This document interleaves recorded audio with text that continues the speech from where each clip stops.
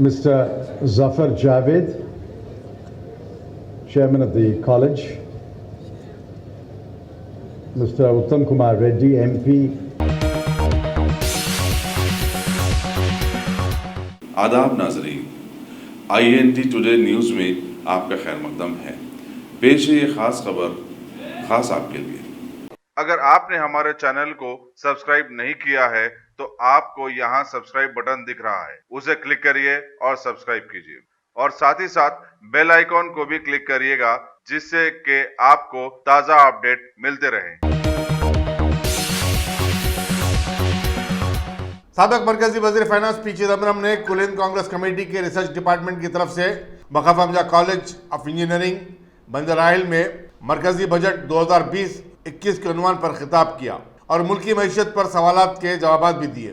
सदर नसीब सुल्तान Uloom education society Khan लतीफ़ खान ने सदारत की। सदर तेलंगाना प्रदेश कांग्रेस कमेटी और रुकन पार्लियामेंट उत्तम कुमार रेड्डी मेहमान एजाजी की हैसियत से शरीक थे। इस लेक्चर में कांग्रेस के सीनियर कायदीन भी शरीक थे, जिनमें साबिक सदर प्रदेश कांग्रेस कमेटी पुन्नाला लक्ष्मैया, साबिक वजीर के जाना रेड्डी, शब्बीर अली, गीता रेड्डी और पार्टी तर्जुमान जी नारायण रेड्डी शामिल हैं।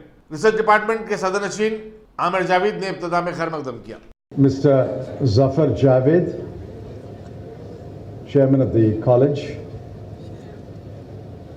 Mr. Uttam Kumar Reddy, MP, President, Telangana Pradesh Congress Committee, General Hari Prasad, former Secretary Padmanabha Agaru, Mr. Ajay Gandhi, Mrs. Sunita Reddy, and my young friend Amir Javed. Distinguished guests, faculty, students of the various educational institutions on this campus, members of the media, thank you very much for inviting me to your college to address you on the budget. I don't know about you, but I'm very tired. I'm tired not because I traveled and arrived here at midnight. I'm tired after 7 days because I'm still got to get over the exhaustion of listening to a 160-minute speech.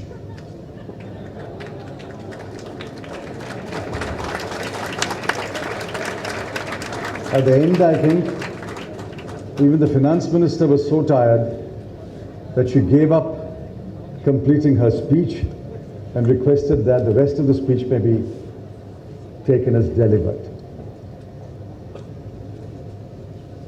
The one comment that stands in our mind is what a BJP MP said immediately after the budget was presented.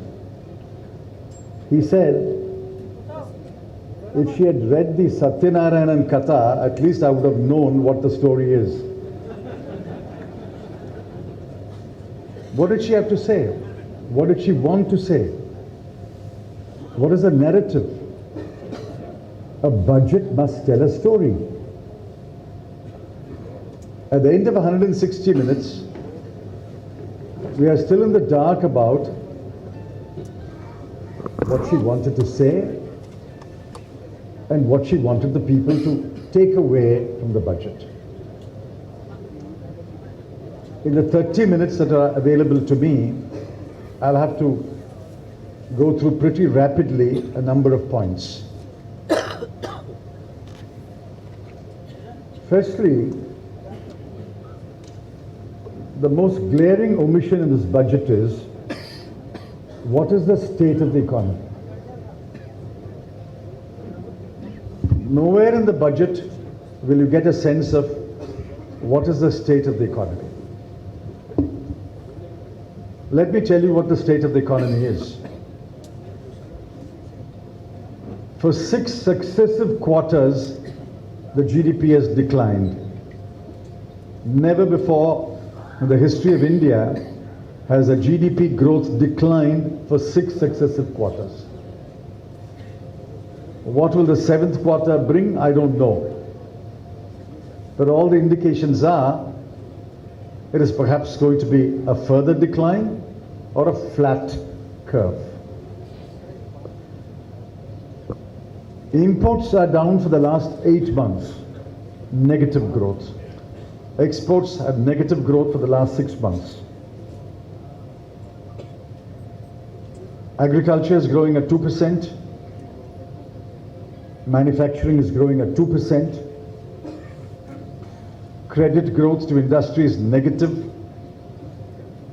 Credit growth to MSMEs is negative. Coal, petroleum, natural gas, refining are all negative growth in the period April to November. Consumer price inflation in January 2019 was 1.95%. In December 2019, it was 7.4%. Never before again in a period of 12 months did CPI inflation rise from 1.9% to 7.4%. Food inflation is over 10%. There's not a single indicator which is positive. There's not a single indicator which gives us hope that things will improve. Yet the finance minister did not have a word to say of what is the state of the economy.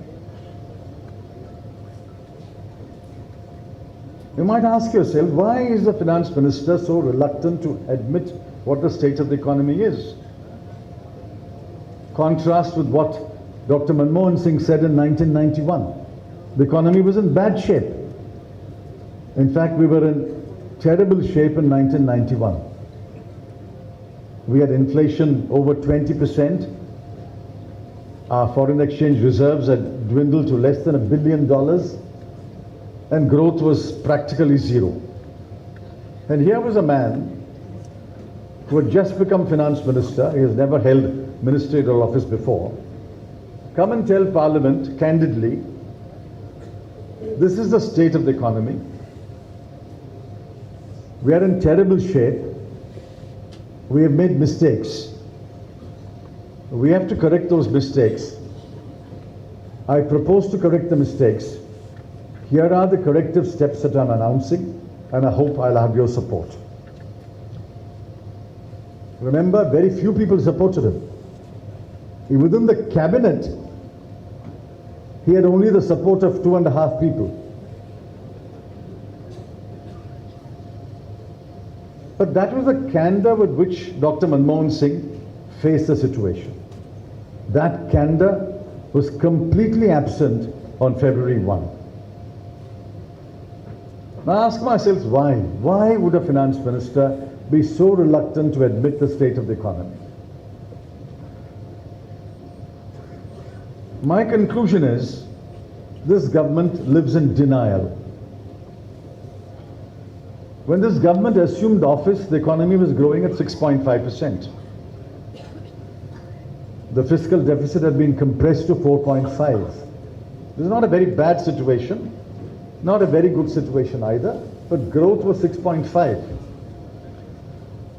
And let me tell you something, I was very happy that they continued to emphasize on growth, and in the first year, 2014-15, they achieved reasonably high growth, and it continued into 2015-16 where they achieved reasonably high growth.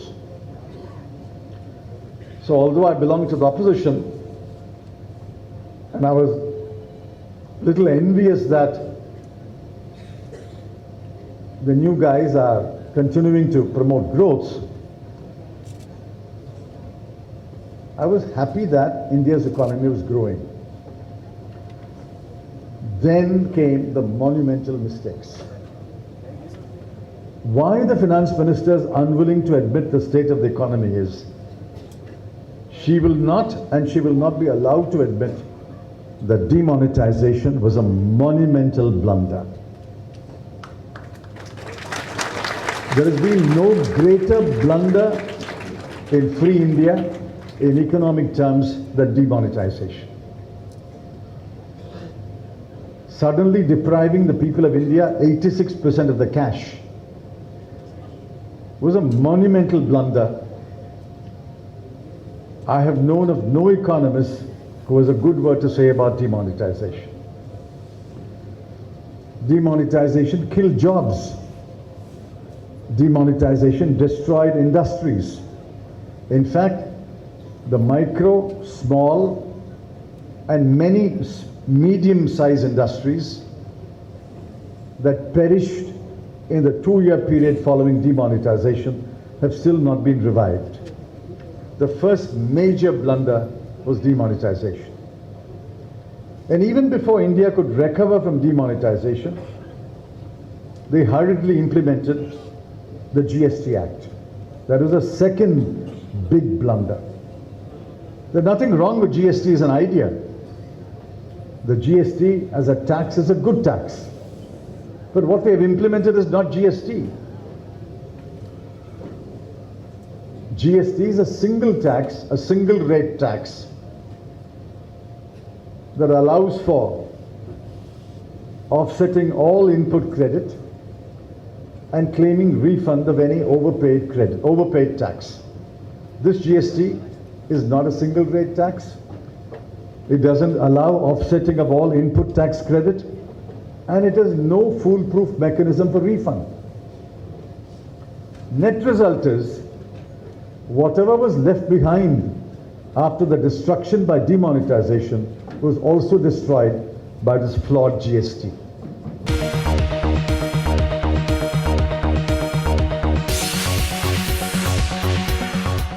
Ghazi kidney centre and multi speciality hospital, गुर्दे और बवासीर के इलाज का 40 साल मशहूर hospital, जहां हजारों पेशेंट्स क्योर हो चुके हैं। Doctor Husaini international national award winner और दूसरे डॉक्टर्स और लेडी डॉक्टर्स की जेर खिदमत गुर्दे के तमाम अमराज का मुकम्मल ट्रीटमेंट किया जा रहा है। गुर्दे फेल हो चुके हों, डायलिसिस करवा रहे हों, याद रखिए डायलिसिस कोई इलाज नहीं, इससे 1% भी गुर्दे रिकवर नहीं होते। हाँ, डायलिसिस टेम्पररी रिलीफ दे सकता है, लेकिन हमारे ट्रीटमेंट से गुर्दे फिर से फंक्शन में आ सकते हैं। गुर्दे श्रिंक हो गए हों या सिस्ट हो, गुर्दे की पथरी हो, कैसी भी गुर्दे की तकलीफ हो, या पाइल्स यानी बवासीर, चाहे ब्लीडिंग हो या कोम, बगैर ऑपरेशन मुकम्मल क्योर ट्रीटमेंट का एक ही centre, Ghazi kidney centre, DLRL main road, opposite Vikas high school, Chandrayan Gutta, Hyderabad. Cell 9966930824 या 9391326261।